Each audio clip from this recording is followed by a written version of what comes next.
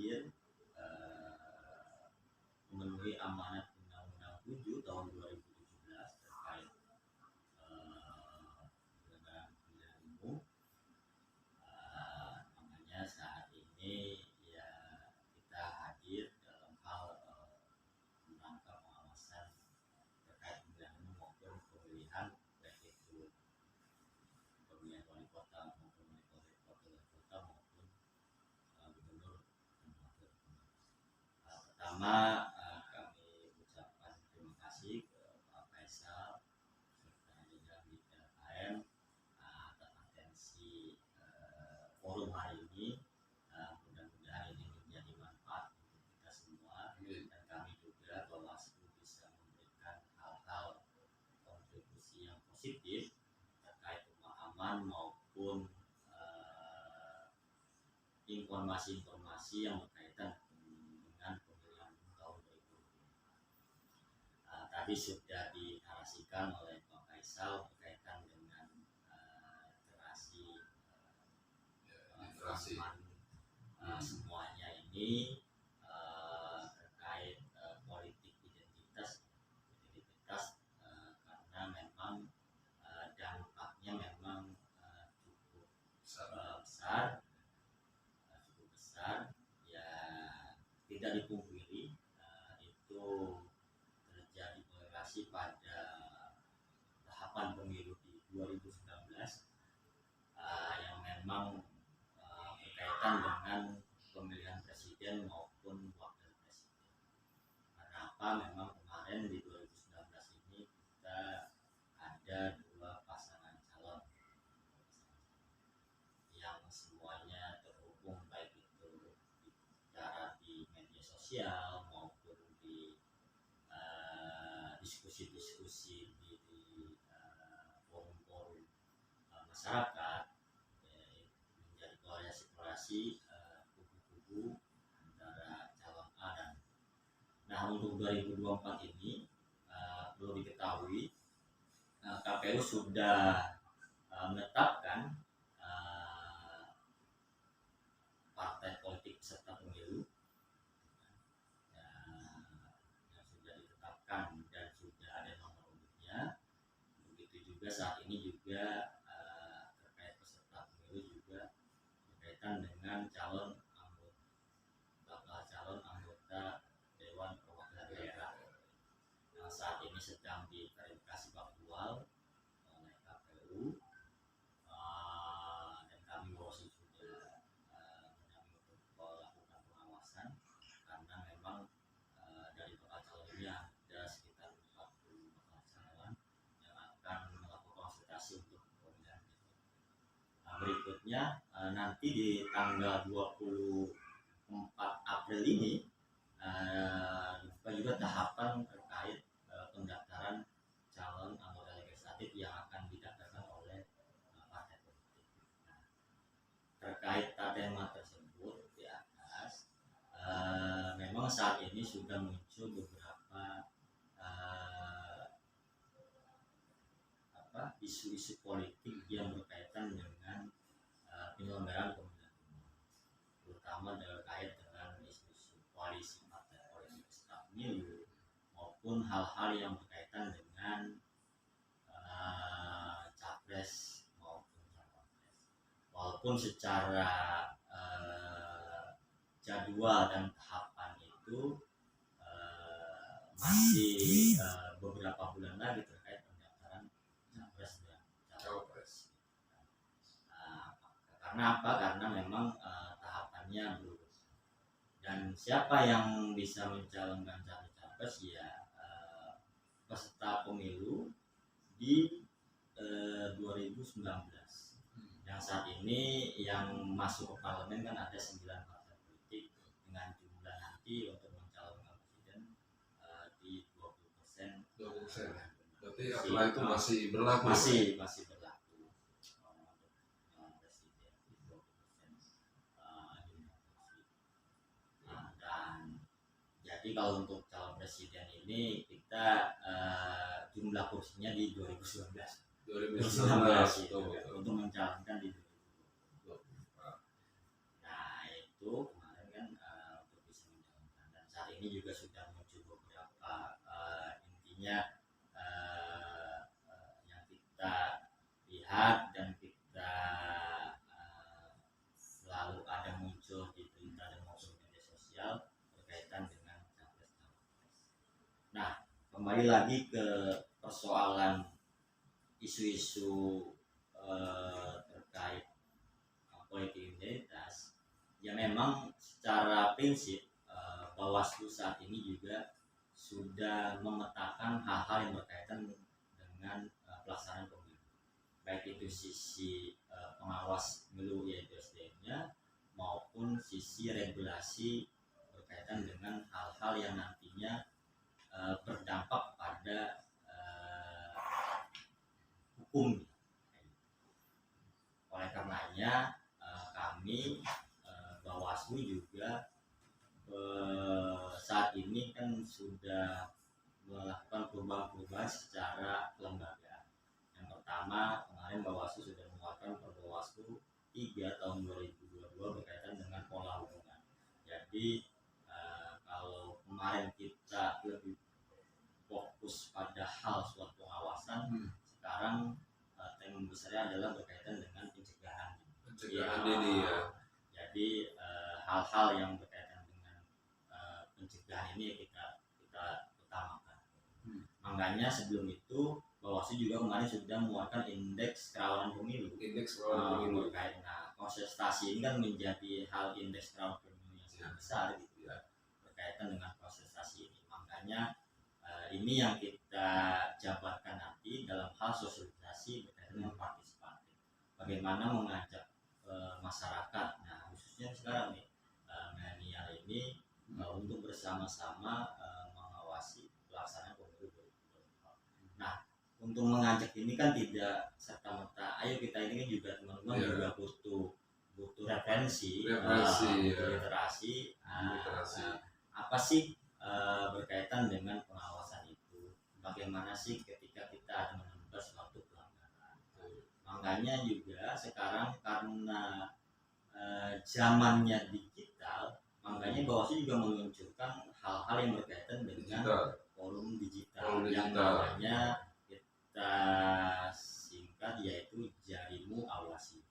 Jadi Jarimu Awasi. Nah, itu bisa menjadi forum berbagi lintas media sosial.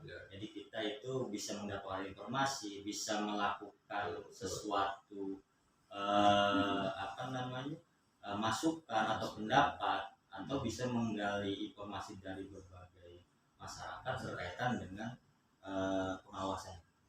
Jadi di Jarimu nanti juga bisa di platform Bawaslu, bisa teman-teman cek gitu kan berkaitan dengan Jarimu. Itu juga dengan hal-hal yang memudahkan teman-teman dalam hal melaporkan misalnya soal karena juga ada aplikasi Sigap Lapor maupun ada Go Bawaslu. Nah, hal-hal itu berkaitan dengan literasi dalam hal di dunia media sosial. Berarti sudah tersambung ke Instagram, ke sosmed yang lain ya Pak ya? Bisa, sudah tersambung.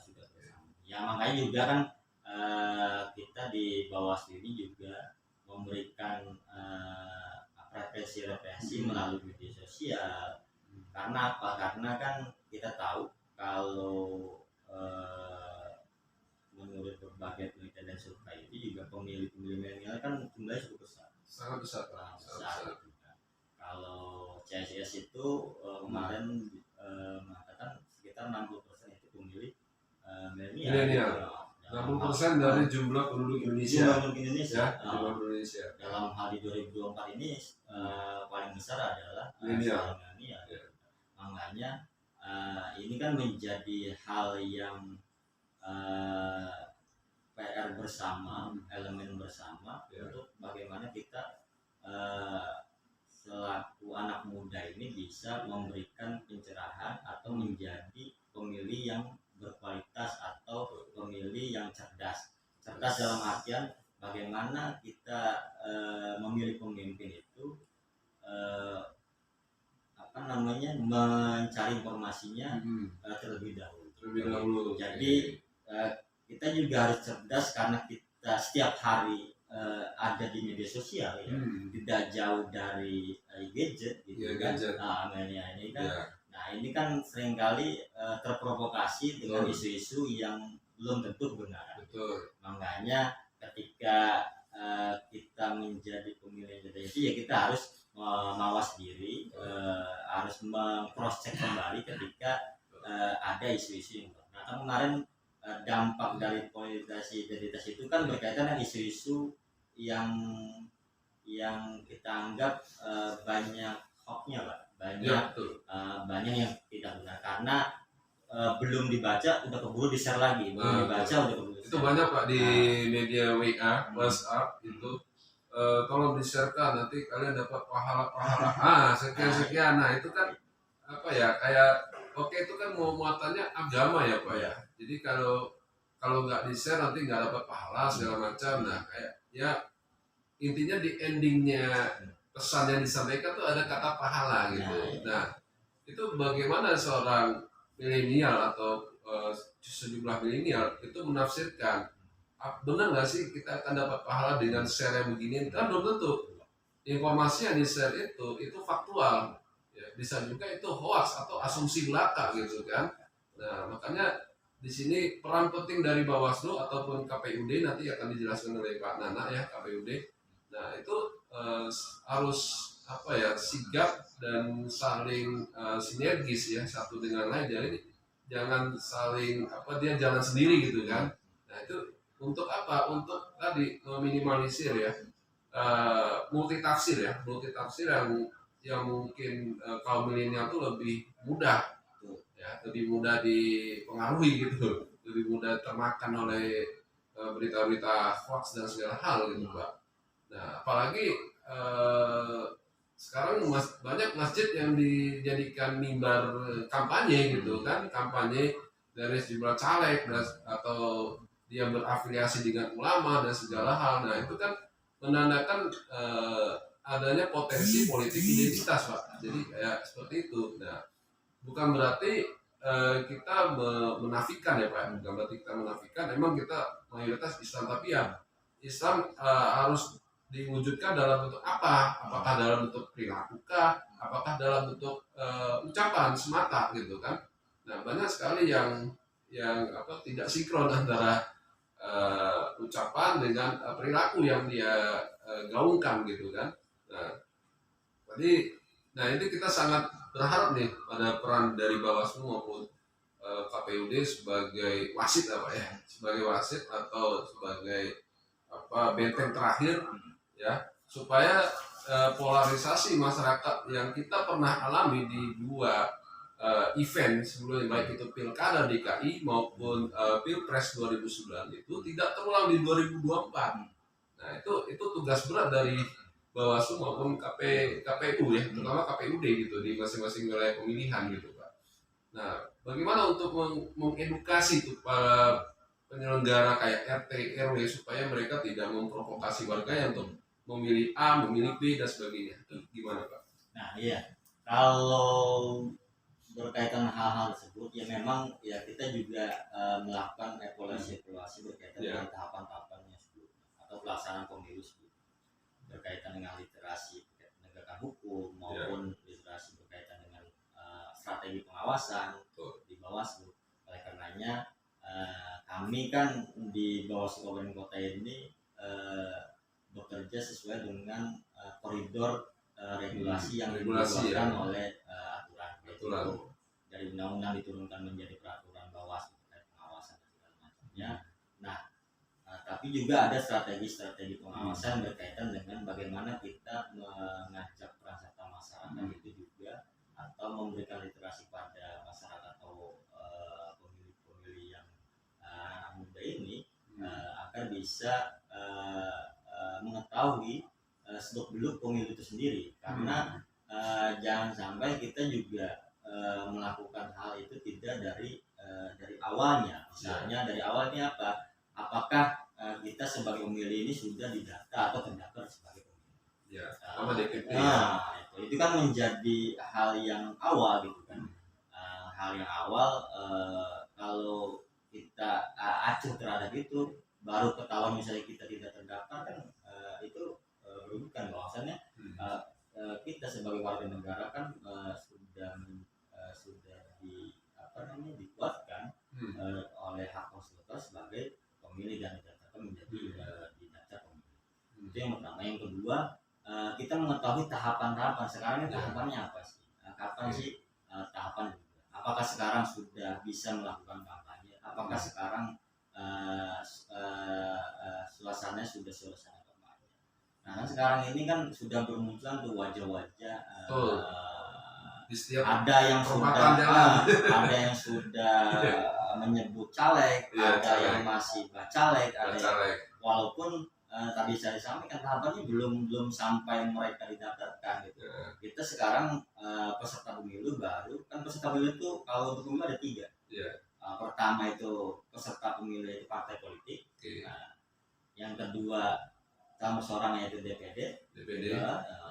Yang ketiga presiden dan wakil presiden. Nah, itu kan yang DPD ini lagi mulai verifikasinya, nanti juga akan presiden wakil baru tahapannya dalam hal pendaftaran calonnya kan di bulan-bulan selanjutnya.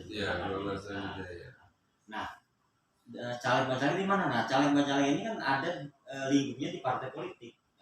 Nanti partai politik akan mendaftarkan calon-calon legislatifnya, baik itu di tingkat kota dan kabupaten maupun provinsi maupun DPR RI. Nah, itu kan baru dimulai pendaftarannya di tanggal 24 April. Jadi kami ini ya kalau tahap pemilu itu ya tidak kenal misalnya itu cuti atau apa maupun tanggal merah atau apa, tetap kerja ya. Tetapnya karena kan hari yang kerja kan. Ada hari adalah hari kalender, jadi semuanya yang merah-merah itu dari takdir teman semua. Jadi takdir jadi karena liburnya gitu ya karena bekerja penuh waktu, dalam artian bukan kita bekerja 24 jam, tapi ketika ada hal-hal yang berkaitan misalnya ada laporan di tengah malam atau ada ya kita kan juga harus melakukan pengawasan secara tahapan. Nah, forum-forum ini yang kita lakukan adalah berkaitan dengan pengawasan partisipatif. Teman-teman ketahui kami pengawas pemilu itu kan SDM-nya minim, terbatas lah, terbatas ya. Kita di kabupaten kota hanya 5 orang. Terus di lingkup kecamatan ada 3 orang. Lingkup kelurahan ada 1 orang. Ada 1 kelurahan yang hampir 300 TPS misalnya. Wah, lumayan ya. Nah iya, maksudnya kita nggak bisa membayangin berapa DPT. Berapa dia mengawasnya. Nah, itu menjadi kan nggak mungkin kita bisa melakukan pengawasan dengan 1 orang itu. Makanya peran serta bagaimana kami melakukan sosialisasi pengawasan partisipasi, mengajak peran serta dengan apa? Dengan forum warga, dengan kode pengawasan. Nah, tadi dengan hal-hal yang berkaitan dengan zamannya saat ini, teknologi misalnya itu kan di platform Jari Muawasi. Nah, itu kan bisa menjadi strategi kami Bawaslu untuk bersama-sama mengajak peran serta masyarakat untuk mengawal ini. Nah, tapi yang perlu diketahui memang adalah ya tadi hal-hal dari awal ini ya kita harus memberikan pemahaman secara utuh dan betul, gitu kan. Jadi teman-teman juga harus mencari informasi di tempat yang tepat. Misalnya sekarang ini apa kan dengan platform-platform di Bawaslu, di KPU, atau kita itu kan kita bisa mencari atau menggali informasi dari situ. Apa sekarang sedang apa sih, tahapan seperti apa sih? Kalau saat ini apakah sudah dibolehkan di dalam memasang baliho atau memasangkan itu? Nah, itu kan hal yang berkaitan dengan saat ini. Saat ini kan partai peserta pemilu kan melakukan sosialisasi gitu kan. Tapi ada aturan yang memang itu berbenturan dengan aturan pemilu, ada aturan yang berbenturan dengan peraturan daerah, misalnya hal-hal yang dilarang di misalnya dengan perda misalnya. Karena ketika penyelenggara belum bisa masuk karena itu bukan bagian dari misalnya belum menjadi peserta pemilu, belum didaftarkan saya gitu. Berarti belum didaftarkan, baru cuma list doang gitu. List doang. Tahapan juga belum misalnya. Belum. Sekarang kan ada bacanya kan.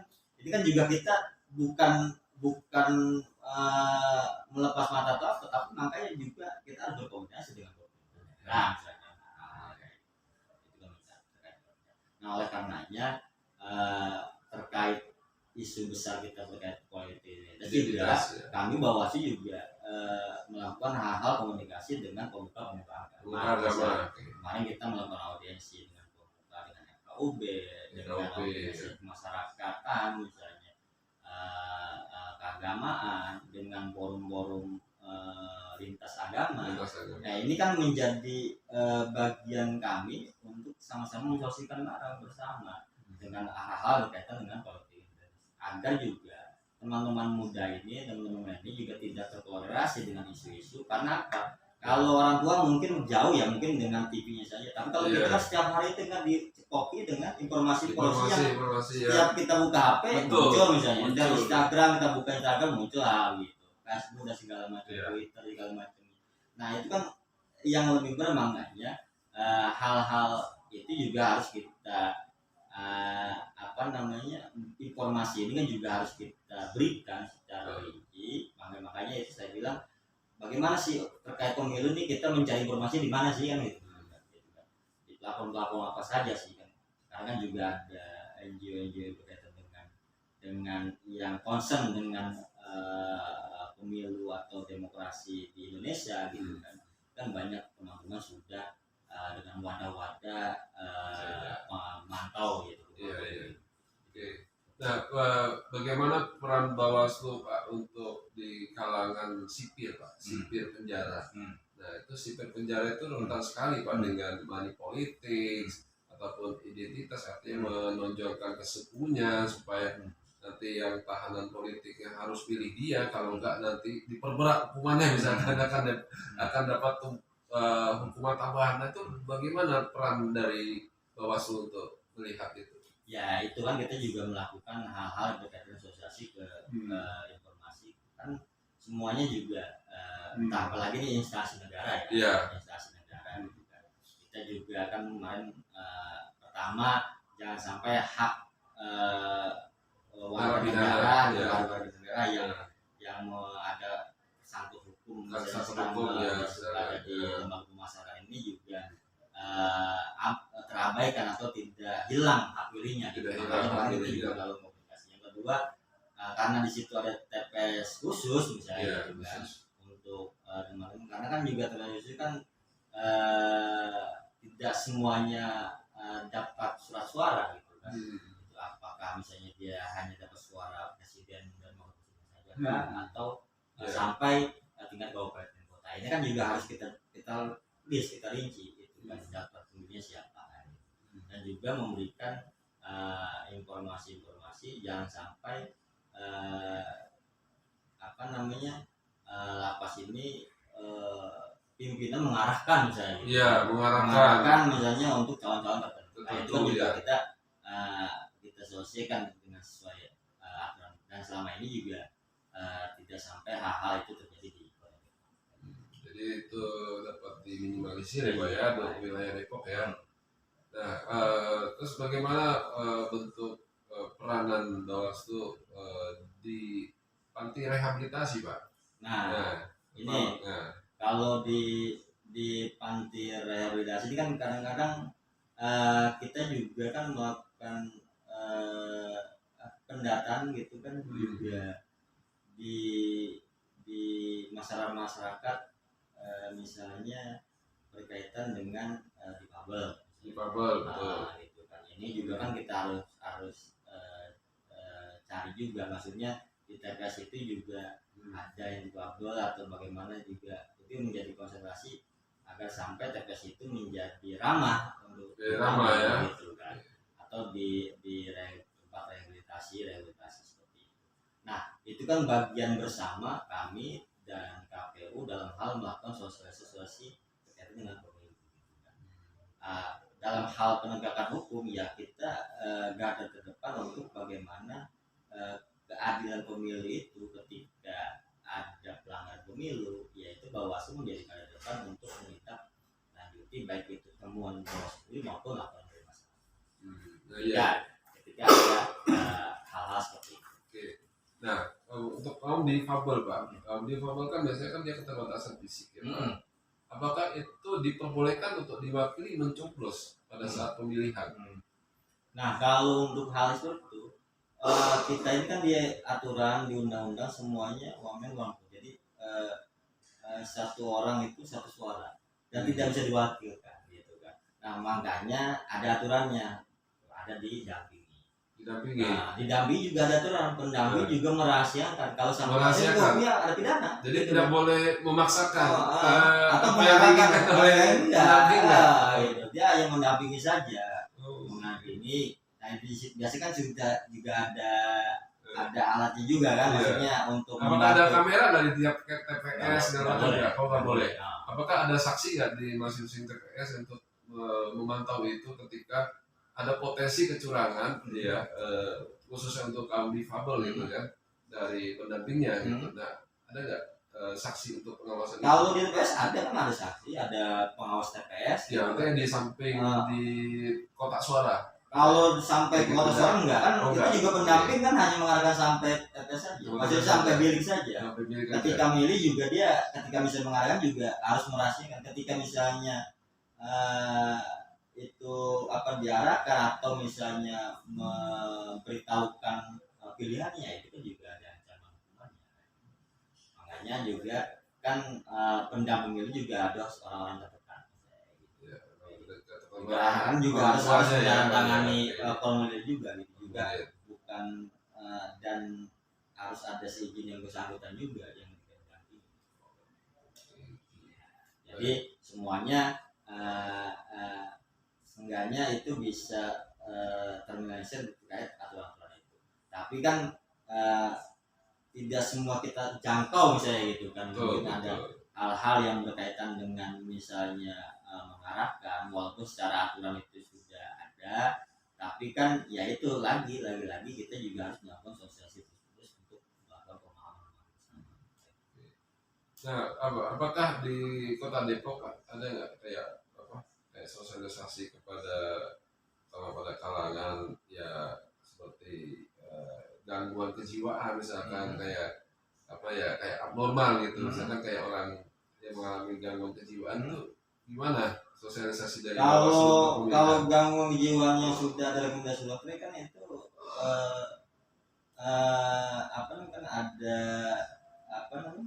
ada surat rekomendasi dokter dari dokter yang merawat ya, dokter yang merawat tidak bisa memilih ya itu sudah ada rekomendasi. Tapi ada potensi kecurangan di situ Pak. Artinya bisa aja dari kalangan keluarga pasien itu sendiri, apakah dari kalangan mungkin mohon maaf dari perawat atau suster itu yang melakukan kecurangan misalkan. Nah itu bagaimana cara mendeteksinya ada potensi itu Pak? Ya kalau mendeteksi kalau hal berkaitan dengan mengarahkan itu ya ketika misalnya kita mengetahui pasti ada tindakan. Ada tindakan. Nah, tapi kan juga kita juga melakukan solusi kepada para nakes. Kebetulan nih Depok kan rumah sakit umum saja RSUD. Iya, RSUD. Tidak ada rumah sakit yang khusus berkaitan dengan itu kan. Ya. Nah itu yang kita lakukan pola sosialisasi. Jadi sosialisasi pengawas partisipasi ini kan juga menjangkau keseluruhan baik itu anak muda, terutama misalnya yang yang harus benar-benar netral, misalnya ASN gitu kan. Nah itu juga kita lakukan sosialisasi. Tapi ada mungkin ada sejumlah kalangan ASN ya, ada sejumlah kalangan ASN yang mungkin istilahnya yang mengarahkan, artinya yang mengarahkan mungkin secara tersuratnya tidak tapi tersirat iya gitu. Jadi kalau misalkan pimpinannya nih ya, kalau kamu tidak milih apa yang saya kendaki, nanti kamu akan saya turunkan pangkatnya seperti itu. Nah itu gimana cara menindaklanjuti seperti itu ya, di kalangan ASN ini? Nah kalau terkait ASN ini kan semua ada regulasi berkaitan dengan penguatan ASN sendiri. Ya. Jadi entah itu dari KSN, entah itu dari DKN sendiri atau dari kementerian itu sendiri berkaitan dengan bagaimana dalam hal jenjang karir politik itu ketika misalnya, tapi kan itu hanya lagi-lagi hal-hal yang berkaitan dengan benturan politik tidak bisa dihindarkan saya. Betul. Misalnya apalagi incumbent maju kembali. Ya, incumbent kan tetap mempertahankan hegemoninya gitu. Walaupun secara ini juga kita sudah melakukan menindakan secara maksimal gitu. Contoh misalnya di pilkada kemarin di Kota Depok ini, kita juga kan melakukan pidana pemilu itu sampai ingkrah di pengadilan negeri Kota Depok itu RSN misalnya gitu kan, karena mengikuti pelaksanaan kampanye. Juga merekomendasikan beberapa ASN yang melakukan pelanggaran terkait dukungan itu ke KSN. Nah itu juga sudah ada ada sanksi-sanksinya oleh KSN itu. Sanksi seperti ini Pak ya. Gitu. Jadi kita juga melakukan pencegahan sudah, melakukan sosialisasi sudah, hal-hal yang tapi ketika misalnya sudah sampai melakukan ya itu kan sudah kita lakukan pencegahan. Nah, baik. Oke. Nah, untuk apa istilahnya kan tadi tentang sosialisasi ya Pak ya. Nah, bagaimana dengan media politiknya? Nah, media politik dari pihak Bawaslu, ya itu seperti apa sih media politiknya dalam menyampaikan pesan ya kepada generasi milenial bahwa ya harus kenali gejala-gejala politik identitas ini seperti ini. Jadi supaya generasi milenial ini ya lebih sigap Pak dalam mendeteksi gejala-gejala itu. Nah, gimana peran serta Bawaslu dalam hal itu? Ya, berkaitan dengan media ini ya kita juga kan melakukan edukasi melalui platform resmi yang ada di Bawaslu sendiri, baik itu platform media sosial maupun platform web yang bisa kita baca dan kita catat juga untuk teman-teman media lokal untuk menjadi berita-berita itu. Nah, berkaitan dengan gejala-gejala kualitas itu kan sudah ya kita juga harus sama-sama memahami bahwasannya ketika substansi mengarahkan ketika misalnya harus pilih A karena sesama golongan atau saya ini sama ini kan juga sebenarnya sudah ada aturan-aturan berkaitan dengan itu. Tapi lagi-lagi ada hal-hal yang sampai menjelek-jelekan misalnya kubu-kubu yang lainnya. Kalau mengajak kan semua orang bisa mengajak. Yang penting jangan sampai mengajak dibarengi dengan menjatuhkan atau menghina pasangan yang lain. Nah, itu kalau idealnya kan seperti itu. Jadi ketika misalnya mengajak atau memberikan hasil kerja, pengalaman segala macamnya, bagaimana dia menjadi pemimpin yang baik ke depan dan pantas kita pilih, yaitu ya harus sama-sama kita mencari yang bersama. Ya, sekarang sudah dengan mudah kita mencari. Tapi juga jangan sampai kita juga menjadi gatel untuk ketika kita tidak suka dengan gaya itu membuat dampak untuk menjelekkan atau membenci dengan menyebarkan berita-berita yang jadi berita-berita yang bohong ya. Jadi supaya generasi milenial tetap mengenali ya gejala-gejala politik identitas ya, karena kalau kita termakan isu-isu ya kayak berbau sara itu akan memperuncing ya Pak ya, memperuncing masalah sosial yang ada di masyarakat, terus memperuncing istilahnya kepercayaan masyarakat terhadap penyelenggara pemilu dan sebagainya.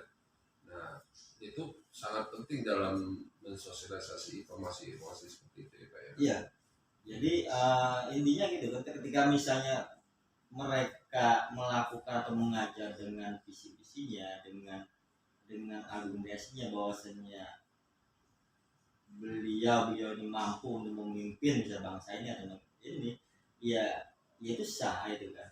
Tapi jangan sampai kita juga termakan ketika ada yang melakukan black campaign atau menjadikan pasang-pasang calon yang lain. Ya itu jangan kita termakan. Kalau sudah memilih dengan visi misinya, kita yakin dengan pilihan kita dengan misinya, terus ada juga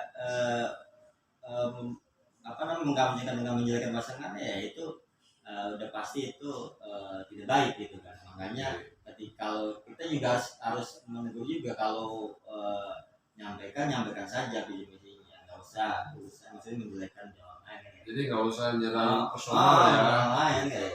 Nah kita kan berkaca pada pilpres yang lalu ya 2019. Nah mungkin ada calon legislatif yang istilahnya yang menyebarkan berita-berita bahwa caleg A, caleg B, itu dari keturunan PKI misalkan. Nah itu bagaimana untuk filter ya informasi seperti itu dari pihak Bawaslu? Ya kalau hal-hal itu ketika misalnya kita tahu atau sudah melakukan black campaign atau hal-hal yang sudah hal yang dilarang oleh aturan undang-undang, ya kita lakukan tindakan.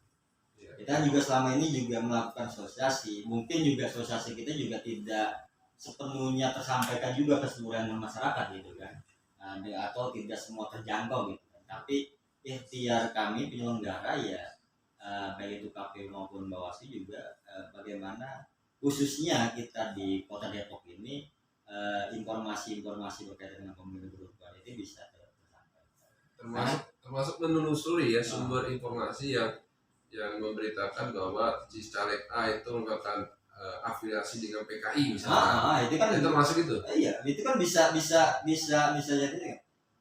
Sekarang kan kalau bicara ini terafiliasi misalnya PKI seperti mana kayak gitu. Makanya hal yang misalnya black campaign itu kan kita juga kan Bawaslu melakukan kerjasama kelembagaan dengan aparat hukum, misalnya berkaitan dengan media sosial, kita berjalan dengan cyber crime gitu kan. Dan kita juga kan tidak mungkin bisa menelusuri histori sampai ke media sosial, kan itu kan itu ranahnya hukum, itu ranah kepolisian ya. Makanya kan untuk membantu seperti itu ketika ada laporan seperti ini atau menyebarkan dengan masif kita berjualan di media sosial, itu kan juga kita melakukan ya kita harap sih Pak tidak ada harian seperti harian obor Pak. Kita pernah tuh Pak baca harian obor itu, wah itu sangat menyesatkan itu sebenarnya. Nah itu juga kan kalau kedewasaan kita sebagai masyarakat ketika muncul, kalau hal-hal seperti itu pasti akan muncul kembali. Betul. Nah makanya kita juga bagaimana mengedukasi masyarakat atau pemilih kita ketika ada muncul yang berkaitan dengan itu, terus memuja-muji misalnya calonnya, terus juga dibarengi dengan menjelek-menjelekan pasangan lainnya, itu kita sudah bisa mengabaikan itu. Ini hal yang mudahan, ini yang hal yang tidak baik, dan segera melaporkan ke aparat yang terkait. Jadi kan kalau itu cepat dan dilaporkan cepat dan ditindak dengan cepat juga itu kan bisa diminimalisir dampaknya. Jadi tidak terlalu melebar ya Pak. Jadi di akar rumputnya itu artinya informasi sebelum nyentuh akar rumput itu sudah ditindaklanjuti ya oleh aparat ya. Jadi jangan sampai masyarakat awam itu sampai baku hantam karena perbedaan pemahaman ya dan sebagainya. Yang tadinya tidak apa-apa tapi dengan isu-isu seperti itu kan jadinya ikut-ikutan, padahal juga belum memahami secara utuh lagi siapa sih dia gitu, atau isu yang disebarkan adalah isu yang tidak benar misalnya gitu. Makanya kan kita juga khususnya kepada pemilih muda ya, kita juga melakukan kerjasama sama perguruan tinggi untuk memberikan literasi keilmuan berkaitan dengan narasi-narasi pemilihan ini. Ya sama-sama memberikan pencerahan gitu. Seenggaknya tadi ketika misalnya ada hal-hal yang seperti itu bisa diminimalisir. Jadi teman-teman ini sudah nggak jelas atau Iya. sudah ini ketika misalnya muncul di apa namanya di Instagram kita atau di story kita itu kita sudah blok atau kita hapus kan gitu kan. Jadi sudah kita abaikan dan cuekkan saja gitu. Abaikan dan cuekkan saja ya. Berarti kalau kayak jadi setelah dapat laporan dari pihak polisian, nah itu langkah Bawaslu itu ketika ada calon yang menulis ya artikel itu yang memprovokasi itu langsung diskualifikasi nggak? Ya kalau misalnya aturan yang mengatakan diskualifikasi gitu. Ya. Tapi kan ranahnya kan kita lihat dulu, maksudnya apakah dampaknya seperti itu kan pasti ada kajian khususnya.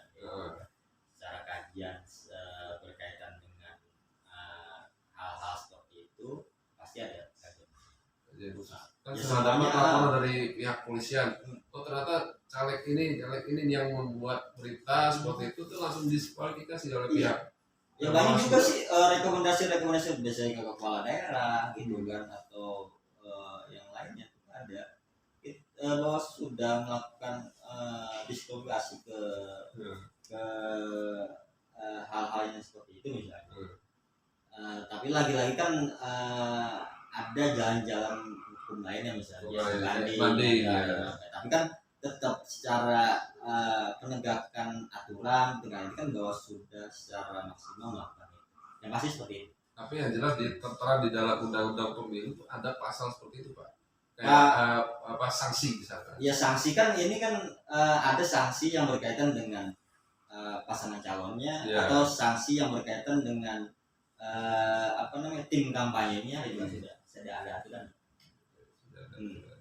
Jadi kan ada yang berakibat ke melakukan misalnya tim kampanye, ada yang setiap orang maksudnya kita semua gitu kan, atau penyelenggara pemilu, nah itu kan sudah ada subsidi. Sudah ada subsidinya. Gitu kan. Sudah ada. Misalnya kami Bawaslu gitu kan tidak mengawal dan mengawasi pergerakan kotak suara yang sudah tersegel itu ke tingkat selanjutnya itu kan ada ya kan ada pengamanan ada pengamanan yang harusnya mendistribusikan kotak suara itu harus diambil pihak aparat ya. Atau menghilangkan hak pilih orang lain itu juga ya, misalnya ada itu contoh-contoh. Jadi atau misalnya tim kampanye itu kan memaksa atau mengajak atau mengarahkan imbalan misalnya itu itu termasuk serangan fajar ya? Ya itu serangan fajar. Ya itu ada serangan fajar ya, kita kadang gitu kita serangan fajar itu di mana tapi kan itu juga harus yaitu lagi-lagi apakah masyarakat kita siap untuk misalnya kan tidak mungkin kalau ditemukan oleh Bawaslu pasti ditindak kan gitu. Tapi kan tadi ya SDM Bawaslu mungkin tidak bisa atau mungkin kelewat atau apa, tapi mungkin juga kalau sama-sama masyarakat sudah cerdas dan mau ketika ada hal kritis menyampaikan ya itu bisa.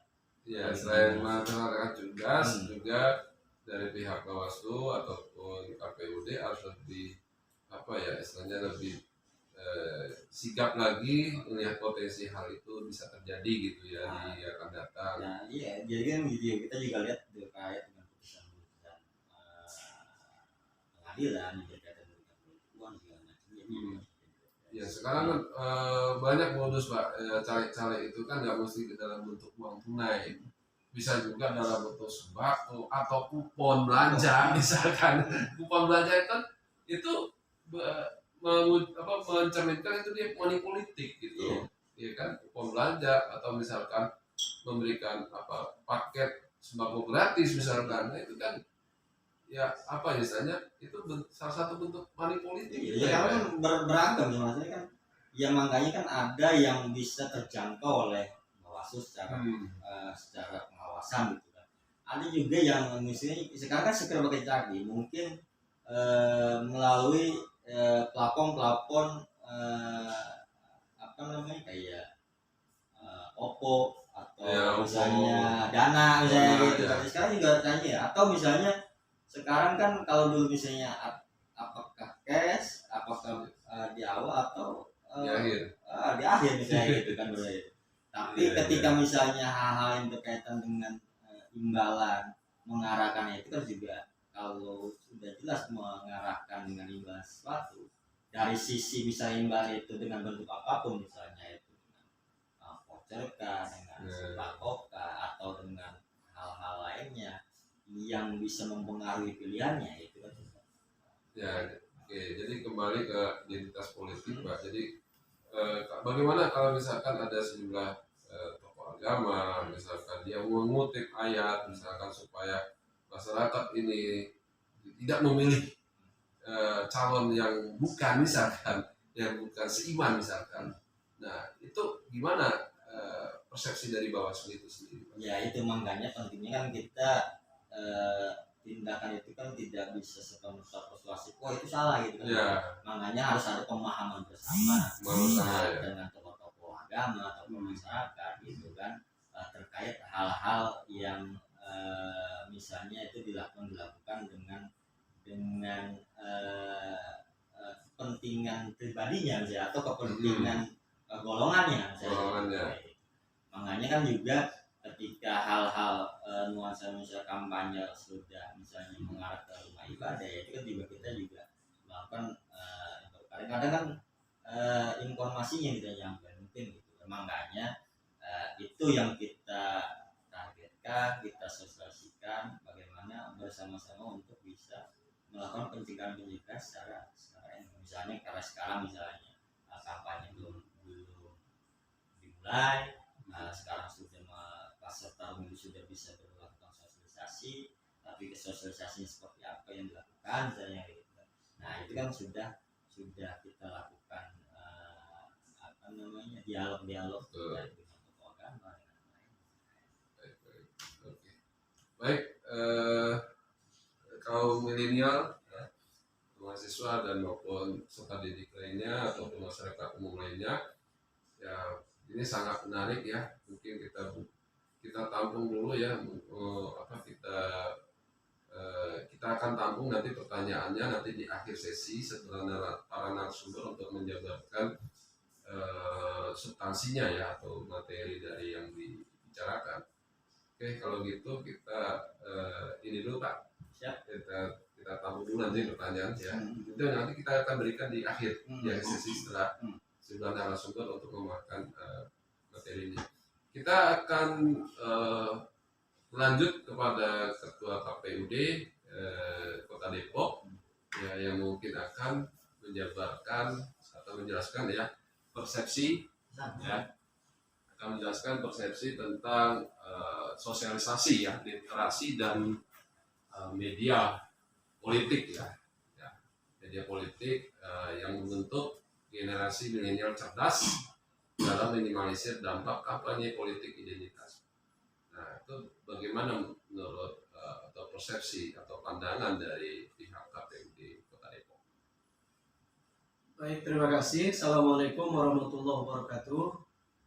Ya, saya hormati Pak Moderator, para pimpinan yang penyelenggara kegiatan ini, para narasumber, anggota KPU Kabupaten Bogor, anggota Bawaslu Kota Depok yang tadi telah menyampaikan pemaparan. Pertama, izin permohonan maaf terlambat bergabung karena ada kegiatan lain yang baru saja kami laksanakan. Rekan-rekan yang mengikuti kegiatan webinar ini yang saya hormati dan saya banggakan, pertama perkenalkan, saya Nana Sobarna, Ketua KPU Kota Depok. Dalam beberapa waktu lalu kami mendapatkan informasi bahwa penyelenggara berniat melaksanakan kegiatan webinar. Tentu kami menyambut baik. Ini adalah dalam rangka bagaimana kita memberikan pendidikan politik kepada rekan, para mahasiswa, para pemilih milenial untuk bisa kelak nanti menggunakan hak pilihnya pada tanggal 14 Februari 2024. Nah, kami KPU Kota Depok saat ini tengah melaksanakan tahapan-tahapan yang sama seperti dilaksanakan oleh rekan-rekan Satker KPU Kabupaten Kota yang lain, di mana sejak pemilu 2024. Tahapannya dimulai sejak 14 Juni 2022 kami KPU Kota Depok melaksanakan kegiatan-kegiatan tahapan yang tertuang dalam peraturan KPU nomor 3 tahun 2022 tentang tahapan dan jadwal pemilu 2024. Sudah banyak sekali tahapan yang kita lewati. Pada saat ini kita tengah memasuki tahapan pemutahiran data pemilih, di mana beberapa waktu kemarin kami melakukan penetapan daftar pemilih sementara. Kami telah menetapkan daftar pemilih sementara untuk Kota Depok yang berjumlah 1,4 juta pemilih yang kelak akan tersebar di 5.570 TPS di seluruh Depok. Ya. Jadi cukup banyak data pemilih Kota Depok. Walaupun kita cuma memiliki 11 kecamatan, 63 kelurahan, tetapi kita dengan jumlah pemilih di angka 1,4 juta. Nah, kemudian tahapan-tahapan yang juga kita akan laksanakan dalam waktu dekat adalah terkait dengan tahapan pencalonan. Dalam waktu dekat kami juga akan menerima berkas persyaratan bakal calon anggota DPRD Kota yang akan disampaikan oleh para partai politik kepada kami, yang kita juga akan laksanakan.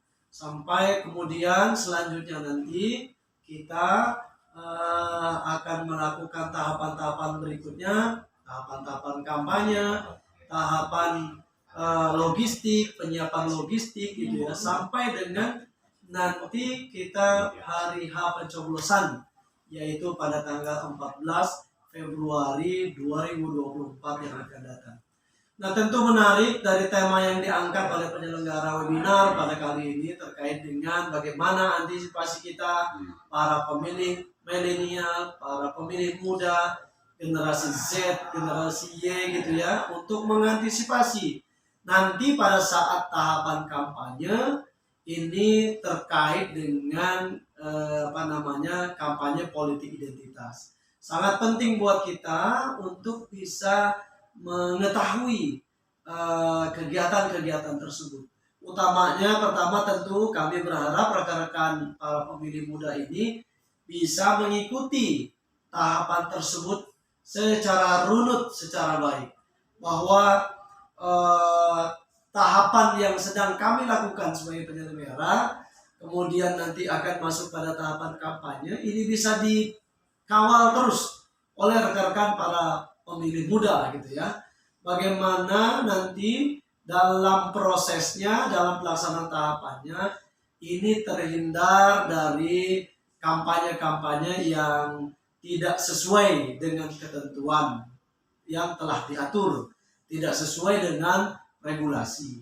Sehingga banyak, kalau pengalaman kita beberapa pemilu dan pilkada sebelumnya, memang kemudian politik identitas ini selalu menjadi cara bagi calon-calon untuk bisa menggait para pemilih, untuk bisa menggait suara, untuk bisa kemudian dia agar bisa terpilih tanpa memikirkan akibat, tanpa memikirkan efek yang kemudian ditimbulkan dari apa yang mereka lakukan. Nah, kami KPU penyelenggara pemilu tentu dalam hal ini punya tugas memberikan rambu-rambu kepada partai politik supaya melaksanakan tahapan kampanye ini dengan sebaik-baiknya. Ini yang boleh, ini yang tidak boleh. Rambu-rambu itu kami sampaikan.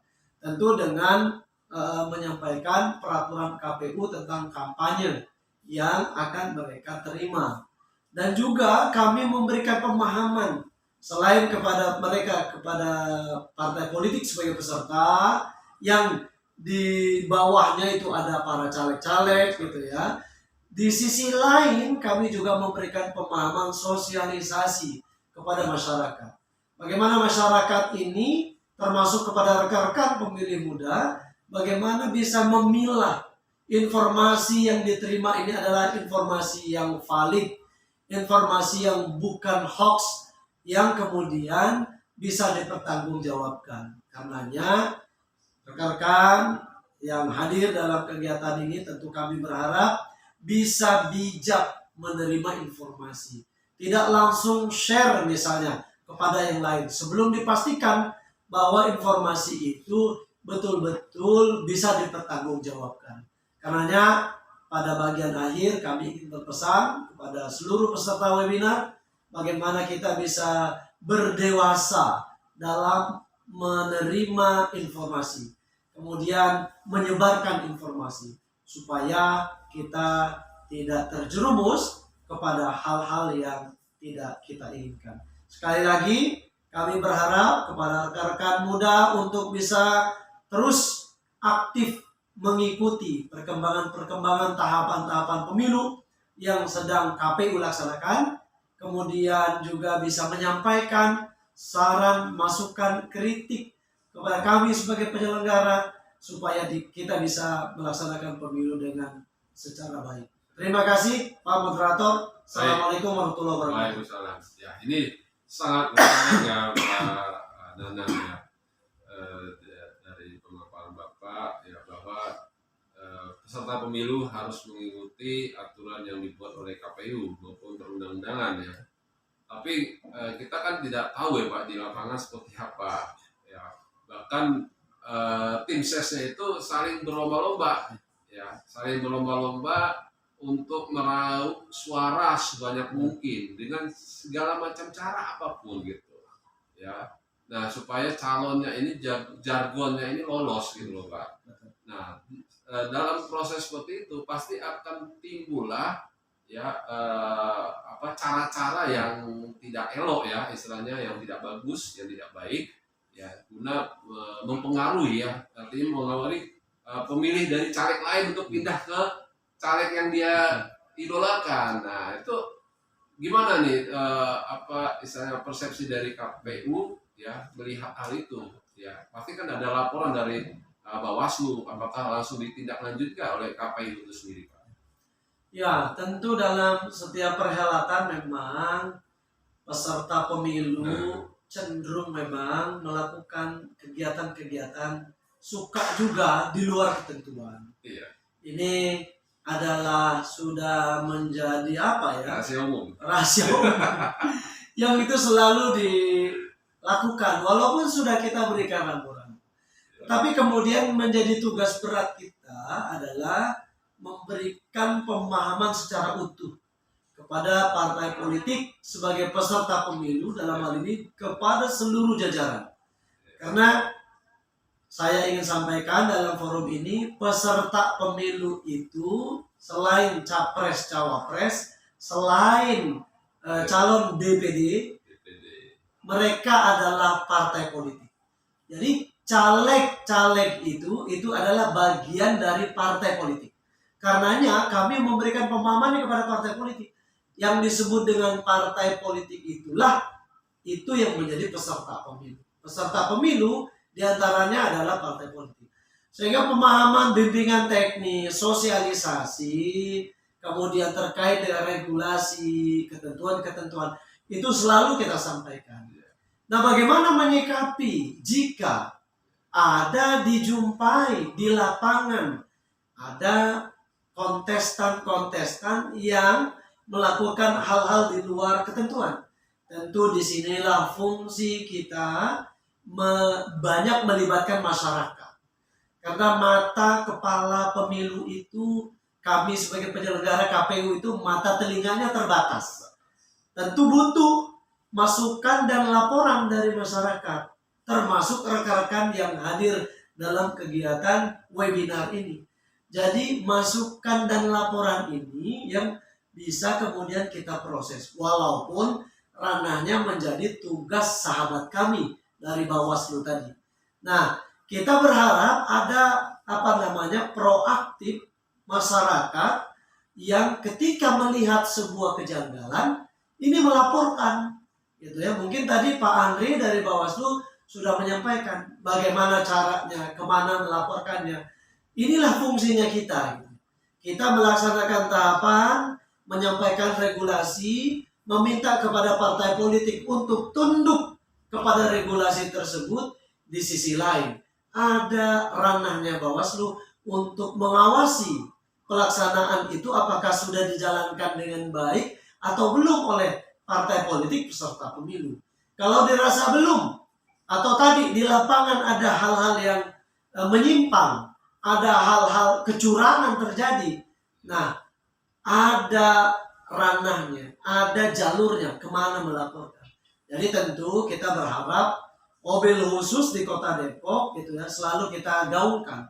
Syukur alhamdulillah Pak Moderator dan juga para peserta sekalian, pemilu 2019 di Kota Depok itu kita bisa laksanakan dengan baik, lancar, kondusif, dan tidak ada sengketa. Jadi kita bisa menyampaikan kepada seluruh masyarakat kita berjalan dengan baik. Dan jangan lupa kita juga 2019 di Kota Depok itu dengan tingkat partisipasi yang tinggi yang melampaui target nasional. Kita di KPU Kota Depok itu di 2019 partisipasi pemilih kita di angka 83%. Sedangkan targetnya adalah 77,5. Kita melampaui target yang telah ditargetkan. Jadi syukur alhamdulillah kita bisa melewati. Dan berharapnya pemilu 2024 juga demikian. Bisa berjalan dengan baik, kondusif, berjalan dengan aman, damai, dan juga dengan tingkat partisipasi yang tinggi. Tentu dengan peran daripada rekan-rekan para peserta kegiatan yang kita laksanakan sore ini. Generasi milenial ya Pak. Betul sekali. Nah, jadi generasi milenial cerdas itu bagaimana generasi itu dapat ya meminimalisir atau menelusuri informasi-informasi yang datang dari media sosial. Ya, apakah media sosialnya itu betul-betul akuntabel atau tidak, atau abal-abal gitu, Betul. ya kan? Betul. Banyak sekali media sosial yang abal-abal Pak. Betul. Jadi yang memprovokasi, yang tidak terdaftar di kementerian misalkan ya, atau Kemeninfo misalkan. Nah itu akan berpotensi untuk menyebarkan hoax gitu loh Pak. Betul. Ya, jadi bagaimana nih dari petugas yang ada di lapangan untuk melihat hal itu Pak? Ya tentu pertama kami pada tataran di tingkat atas ini bekerja sama dengan Diskominfo. Ya. Diskominfo. Terkait dengan isu-isu, kemudian penyebaran hoax melalui media sosial dan lain sebagainya. Bahkan kalau di tingkatan Jawa Barat itu kan kita punya misalnya satu komunitas, ya kan, Jabar Saber Hoax misalnya. Ini kan bagian dari upaya-upaya kita. Belum lama juga kita melakukan koordinasi dengan BSSN. Badan Sandi dan Cyber Negara, Badan Cyber dan Sandi Negara, terkait dengan upaya-upaya bagaimana kita mengantisipasi. Memang kembali dibutuhkan kesadaran dari kita sebagai pemilih, dibutuhkan kesadaran yang tinggi dari masyarakat sebagai pemilih. Jadi memang kalau misalnya menerima informasi melalui media sosial itu harus dicek and recheck terlebih dahulu, atau bahasa agamanya itu ditabayunkan terlebih dahulu. Ini apakah betul beritanya, benar sumbernya, isinya dan sebagainya. Karena tadi disampaikan oleh Pak Moderator, tidak sedikit media-media justru dimunculkan gitu hanya untuk misalnya tadi supaya gaduh, pemilunya tidak kondusif, kemudian tersebar informasi-informasi yang menyimpang, yang tidak benar, hanya untuk memperoleh suara. Jadi melakukan kegiatan apapun caranya, sesuai ketentuan kah, apalagi di luar ketentuan, apapun itu dilakukan. Yang penting bisa menang, kan begitu tujuannya. Jadi ini betul-betul harus kita berikan penyadaran. Buat kami KPU Kota Depok sebagai penyelenggara pemilu sudah sadar betul bahwa pemilu ini merupakan sarana konflik yang legal bagi partai politik untuk meraih kekuasaan. Jadi karena ini adalah sarana konflik, buat kami tentu bagaimana KPU itu bisa menyelesaikan konflik, bukan menjadi penyebab konflik atau bahkan menambah-nambah konflik gitu ya. Jadi buat kami sudah sadari betul bahwa pemilu merupakan sarana konflik yang legal bagi peserta pemilu untuk meraih kekuasaan.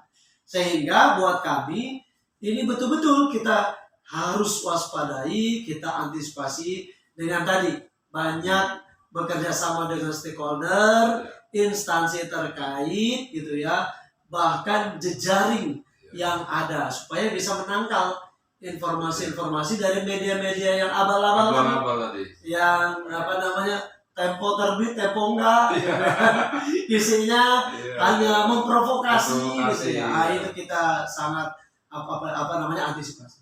Oke Pak, baik. Ya sangat menarik ya Pak. Saya teringat Pak di pemilu 2009 ya Pak, 2009 ya udah 10 tahun atau 15 tahun yang lalu misalkan. Nah, gimana nih KPUD khususnya ya Kota Depok apabila ya salah satu petugasnya itu berafiliasi ke partai politik, ya berafiliasi partai politik demi memenangkan partai tersebut Pak. Nah itu gimana menurut Bapak? Baik. Ya. Kami punya prinsip yang selalu kami sampaikan dalam beberapa dan setiap forum. Apa prinsip yang kami pegang teguh itu? Yaitu penyelenggaraan pemilu atau pilkada akan baik diawali dari penyelenggara yang baik. Nah, ini kemudian kami gaungkan kepada seluruh jajaran dari tingkat kota, kecamatan, kelurahan sampai di tingkat TPS. Bagaimana kita bisa menghasilkan pemilu yang berkualitas itu diawali dari kita sebagai penyelenggara. Nah, kalau 2009 misalnya masih terjadi petugas-petugas yang coba-coba seperti itu, maka buat kami itu tidak ada toleransi sedikit pun. Kami akan proses. Jangankan sampai dia itu dinyatakan betul terlibat misalnya, belum terlibat saja kami sudah bekerja sama dengan pihak-pihak intelijen untuk pengawasan, untuk memonitoring petugas kami yang ada di bawah. Jadi kami sadar betul bahwa kondusif dan tidaknya pemilu itu bertumbuh kepada penyelenggara. Kalau penyelenggaranya tidak jujur, penyelenggaranya tidak transparan, penyelenggaranya tidak berintegritas, maka bisa dipastikan pemilunya pasti kacau, pemilunya pasti tidak kondusif. Karenanya itu Pak Moderator, kami di KPU Kota Depok ini punya yang namanya pengawasan internal. Pengawasan internal yang semua jajaran kami ini dipantau. Tidak hanya tingkah laku kesehariannya, medsos mereka pun itu kita pantau terus. Coba-coba mereka menyimpang dari arahan dan instruksi yang kami sampaikan, maka kami akan proses secara internal. Kalau misalnya pelanggaran yang dilakukan itu berat, maka kami tidak segan-segan untuk memecat yang bersangkutan. Jadi ini bagian dari antisipasi kami. Kami ada pengawasan internal. Di sisi lain kami juga selalu mengingatkan kepada petugas jajaran kami di bawah. Pada saat mereka dilantik, pada saat mereka menandatangani fakta integritas, itu selalu kami gaungkan bahwa mereka sudah menjadi bagian dari keluarga besar KPU. Kalau sudah menjadi keluarga besar KPU, maka ada kode etik yang memagari mereka, yang menjadi panglima dalam pelaksanaan tugas mereka. Sehingga syukur alhamdulillah kami ingin sampaikan, baik pemilu 2019, baik pilkada 2020, ini tidak ada persoalan yang kami hadapi di Kota Depok. Tidak ada persoalan di Kota Depok ya. Ya syukurlah Pak. Ya itu yang kita harapkan dan kita dengar senang sekali Pak dengarnya. Ya kita khawatir aja Pak ya sebagai masyarakat biasa ya, oh nanti jangan-jangan nih ada salah satunya tugasnya berafiliasi ya kan. Nah itu kan dilihat dari peroleh suara ya Pak dari peserta pemilu itu kan. Nah kayak kita berkaca kepada pengalaman dari 2009 ya supaya pemilu 2009 itu bisa tidak terjadi lagi di 2024 gitu. Hanya, nah itu kan harus ada antisipatif ya Pak untuk hal itu. Ya. Nah itu harus betul-betul bersama-sama dengan Bawaslu, dengan Kemenkumham, Kemeninfo itu harus sinergis ya Pak. Nggak bisa saling mengandalkan satu dengan yang lain ya. Oh itu tugas Bawaslu, oh itu tugas KPU. Ya. Jadi kalau emang memiliki fakta integritas, berarti semua stakeholder yang ada atau penyelenggara pemilu itu terlibat aktif ya Pak. Betul. Ya. Kami dalam proses seleksinya saja sudah ketat. Jadi rekan-rekan kami penyelenggara Badan Ad Hoc penyelenggara pemilu di bawah ada PPK, Panitia Pemilihan Kecamatan di tingkat kecamatan, ada PPS, Panitia Pemungutan Suara di tingkat kelurahan. Sampai kemarin misalnya kami merekrut yang namanya petugas pemutahiran data pemilih atau Pantarli, ini kami tracking Pak. Kami betul-betul selektif dalam memilih. Jangan sampai tadi ternyata mereka yang terpilih terafiliasi dengan partai politik. Ini sudah kami lakukan dari sejak awal. Screeningnya udah dari sejak awal. Sejak awal ya. Betul, dari sejak seleksi itu kami sudah tracking betul. Ini apakah berintegritas atau tidak, terafiliasi dengan partai politik atau tidak, netral atau tidak. Itu kami sudah lakukan Pak. Sehingga kami terus memberikan pemahaman-pemahaman. Setelah mereka dilantik, kami lakukan bimbingan teknis. Kami sampaikan. Karena kalau zaman sekarang ini kan Pak nggak bisa ngelak kemana-mana. Betul. Jadi mau ditutup serapat apapun. Ya, ada jejak digital. Ada jejak digital, pasti ketahuan. Pasti ketahuan. Mau melakukan kecurangan bagaimanapun, pasti ketahuan. Itu sudah kami antisipasi dengan merekrut SDM yang betul-betul satu frekuensi dengan kami di tingkat kota. Ketika sudah kita rekrut sudah satu frekuensi, maka insya Allah kami ingin sampaikan bahwa jajaran KPU Kota Depok dari mulai tingkat kota sampai ke jajaran ini akan tetap menjunjung tinggi integritas, luber jurdil dalam melaksanakan pemilu sehingga tidak ada soalan-soalan di kemudian hari. Oke, berarti sama halnya perlakuan terhadap kelompok-kelompok yang mengatasnamakan agama Pak, misalkan kayak radikal gitu. Nah itu sama nggak penerapan perlakuannya? Ya tentu ada perbedaan perlakuan. Kami akan lebih leluasa melakukan antisipasi penekanan itu kepada jajaran kami. Jika ada di luar konteks, misalnya ada komunitas tertentu gitu ya, maka tentu disitulah perlunya kolaborasi dengan instansi terkait. Misalnya terkait dengan tadi ya komunitas radikal, maka perlu dalam hal ini kita bekerja sama dengan pihak keamanan. Tentu perlu kita kerjasama dengan Kesbangpol. Jadi kita itu sekali lagi KPU sebagai penyelenggara itu tidak bisa bekerja sendiri. Ketika dijumpai misalnya ada kelompok atau komunitas yang radikal, maka ada instansi yang menangani. Bahkan bisa kita sampaikan. Nanti kerjasama dengan BNPT. Betul, dengan BNPT, dengan kepolisian, dengan Kodim, ini selalu terjalin.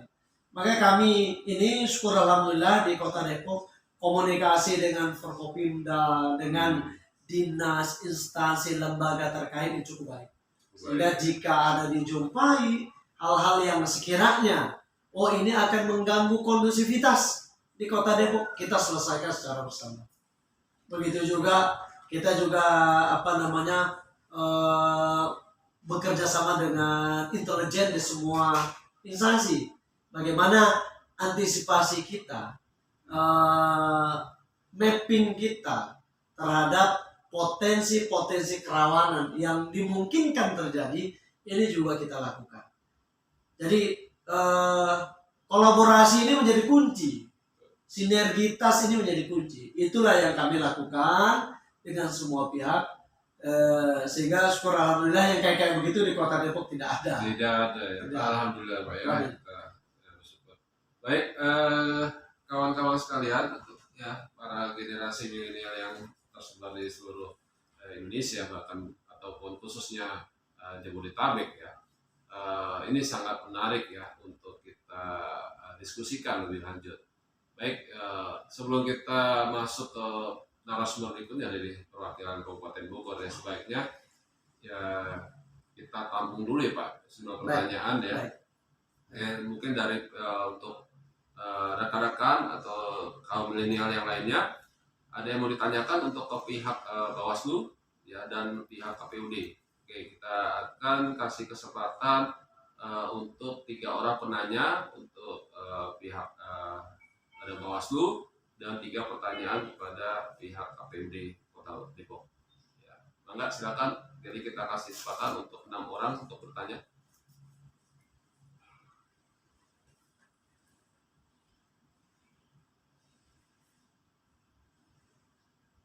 Ada yang mau ditanyakan sebelum kita memasuki fase break nih Pak, sholat asar ya. Ya nanti kita akan lanjutkan nanti dengan masuk ke materi dari perwakilan Kabupaten Bogor. Ya. Silakan kawan-kawan sekalian, ada yang mau ditanyakan.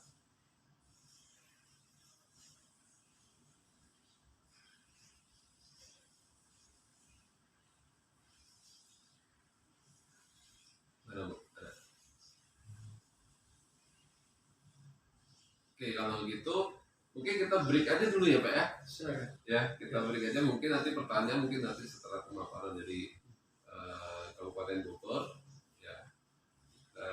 Kita akan nanti kita break dulu ya untuk Pak Salahuddin, mohon bersabar. Nanti setelah kita break dulu ya paling kita sekitar jam 4 mungkin untuk Pak Salahuddin memaparkan materinya. Ya, kita break dulu ya rekan-rekan sekalian. Kita 20 menit ya Pak ya. Ya. Baik, untuk kaum milenial semua ya kita istirahat dulu, nanti kita lanjutkan pada pukul 16.00 ya. Dan ini pun jeda untuk 20 menit untuk ibadah. Oke Pak, terima kasih Pak. Baik. Ya, sampai nanti kita pertanyaan berikutnya. Oke, baik rekan-rekan, kita break dulu.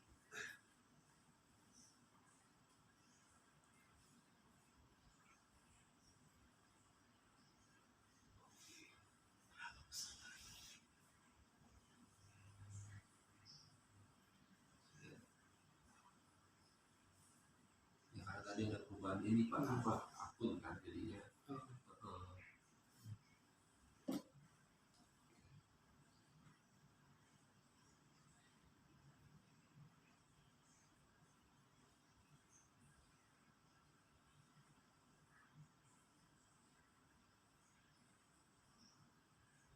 Sudah di mute kan ya? Sudah di mute.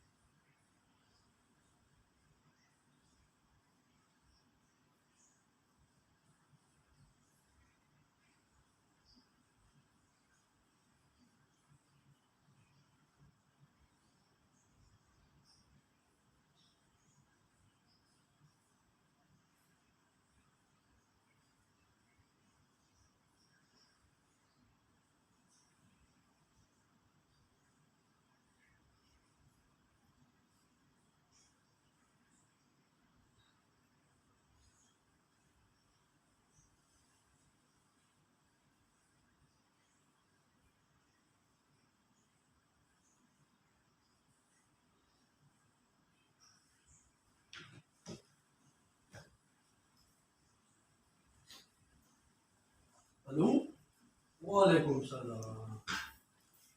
Sorry, Kak.